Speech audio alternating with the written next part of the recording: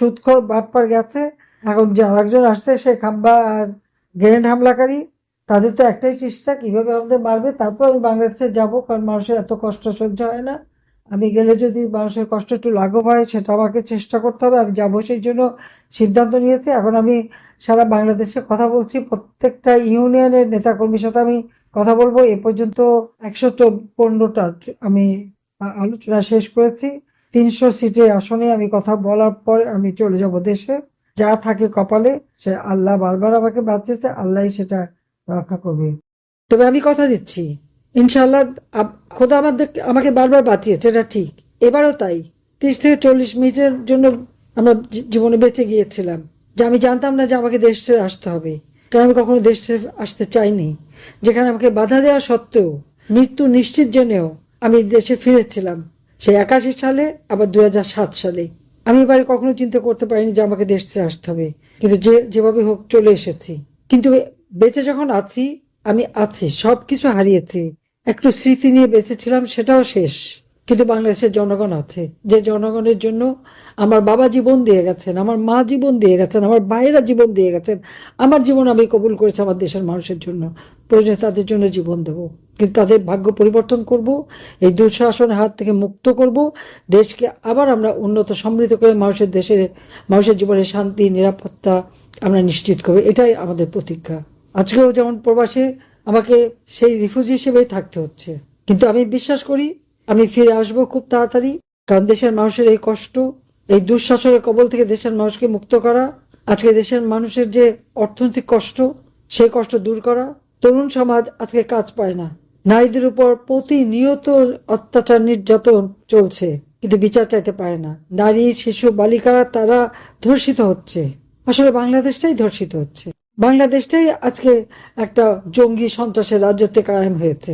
কাজে এই দুঃশাসন থেকে দেশকে মুক্ত করা, দেশের মানুষের ভাগ্য পরিবর্তন করে আবার মানুষের জীবনে শান্তি নিরাপত্তা ফিরিয়ে আনা, এটাই আমাদের প্রতিজ্ঞা। প্রত্যেকটা এলাকায় আমাদের নেতা কর্মীদের উপরে যে অত্যাচার নির্যাতন চালাচ্ছে, এরা মনে করেছে যে এভাবে নির্যাতন করে আওয়ামী লীগকে দমাতে পারবে। আওয়ামী লীগ নিষিদ্ধ, আওয়ামী লীগ কাজ করতে পারবে না, আওয়ামী লীগকে ভোট করতে দেবে না। কেন?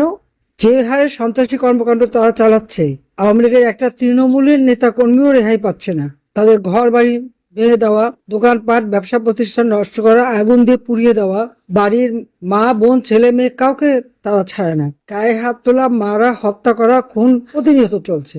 এই জুলুম অত্যাচার করে তারা মনে করছে যে টিকে যাবে।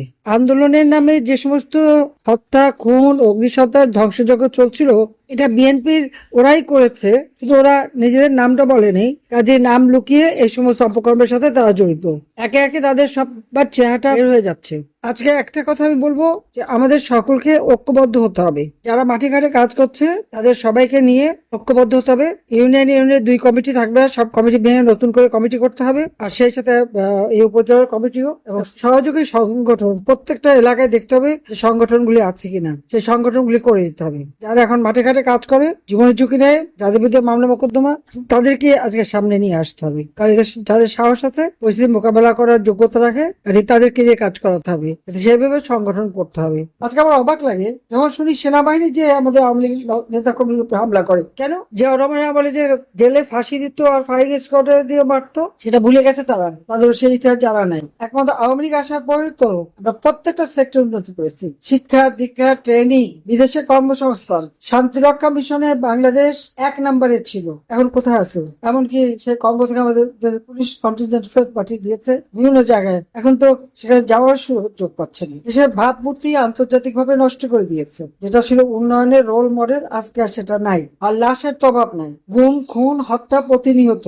7-7টা ছেলেকে মেরে নদীতে ভাসিয়ে দিল, এবং প্রতিনিয়ত। সেদিন আমাদের যুবলীগের এক কর্মী, তাকে খুঁজে পাওয়া যাচ্ছিল না, 3 দিন পরে তার লাশ পাওয়া গেল। কিভাবে বিভৎস ভাবে তাকে হত্যা করেছে।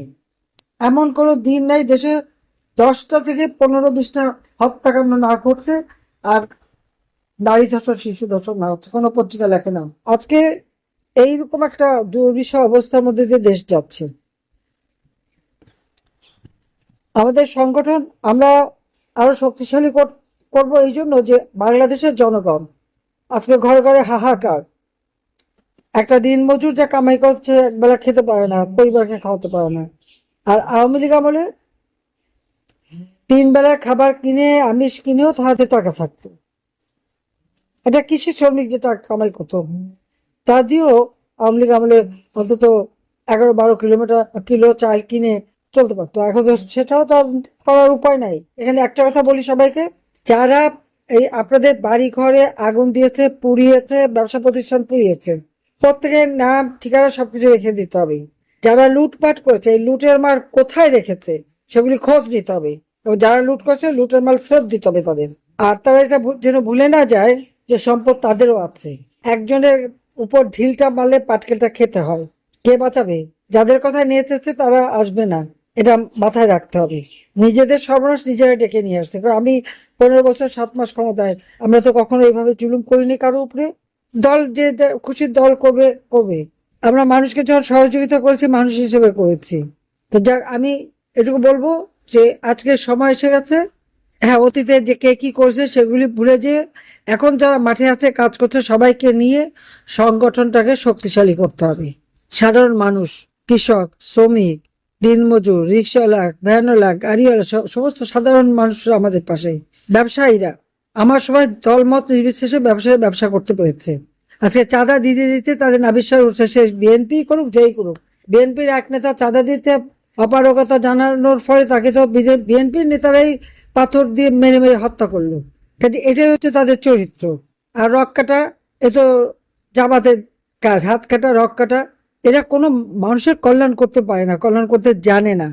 কাজে এখানে একমাত্র আওয়ামী লীগ আছে দেশের মানুষের ভাগ্য পরিবর্তন করতে পারে। আওয়ামী লীগ আছে দেশকে উন্নত করতে পারে।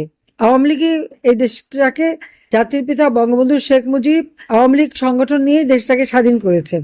আর আওয়ামী লীগ ক্ষমতা আসার পরে বাংলাদেশ জাতির পিতার আমলে স্বল্পোন্নত দেশ, এবং আওয়ামী লীগ ফের ক্ষমতা এসে আমরা উন্নয়নশীল দেশের মর্যাদা উন্নীত করেছিলাম। এই উন্নয়নশীল দেশের মর্যাদায় আমরা যে উন্নীত করলাম, আজকে সেটাও ধ্বংস করে দিল এই বাটপার, বিশ্ব বাটপার সুৎখর ইউনূস আর এই তারেক আর এই জামাত শিবির মিলে, যুদ্ধাপরাধী তারা মিলে। এখন এদের হাত থেকে দেশকে রক্ষা করতে হবে, দেশের মানুষকে বাঁচাতে হবে। আর সেটা পারে একমাত্র আওয়ামী লীগ। ওরা আমাদের নিষিদ্ধ করে, ওরা আমাদের মামলা দেয়, ঠিক আছে, দিতে থাক। আমরা আমাদের সংগঠন নিয়ে মানুষের পাশে থাকবো। প্রত্যেকে মানুষের পাশে থাকতে হবে। তাদের জন্য কি কি কাজ করছি সেটা যেমন জানাতে হবে, আর যে অত্যাচারগুলি করছে এগুলি সমস্ত তালিকা করে করে সব মানুষকে জানাতে হবে যে এরা কিভাবে মানুষের উপর জুলুম করেছে, অত্যাচার করেছে, ঘরবাড়ি ধ্বংস করেছে, লুটপাট করেছে, আর চাঁদা নিয়েছে। চাঁদাবাজি এছাড়া আর কিছু জানে না। এবার সবাইকে সংগঠিত হওয়ার জন্য আমি ফিরে আসবো খুব তাড়াতাড়ি। কারণ দেশের মানুষের এই কষ্ট, এই দুঃশাসনের কবল থেকে দেশের মানুষকে মুক্ত করা, আজকে দেশের মানুষের যে অর্থনৈতিক কষ্ট, সেই কষ্ট দূর করা। তরুণ সমাজ আজকে কাজ পায় না, নারীদের উপর প্রতিনিয়ত অত্যাচার নির্যাতন চলছে, কিন্তু বিচার চাইতে পারে না। নারী, শিশু, বালিকা তারা ধর্ষিত হচ্ছে। আসলে বাংলাদেশটাই ধর্ষিত হচ্ছে। বাংলাদেশটাই আজকে একটা জঙ্গি সন্ত্রাসের রাজত্বে কায়েম হয়েছে। কাজে এই দুঃশাসন থেকে দেশকে মুক্ত করা, দেশের মানুষের ভাগ্য পরিবর্তন করে আবার মানুষের জীবনে শান্তি নিরাপত্তা ফিরিয়ে আনা, এটাই আমাদের প্রতিজ্ঞা। আজকের দিনে সেই প্রতিজ্ঞা করেই আমি বিদায় নিচ্ছি। ইনশাল্লাহ দেখা হবে বাংলার মাটিতে। জয় বাংলা, জয় বঙ্গবন্ধু, বাংলাদেশ চিরজীবী হোক। খোদা হাফেজ।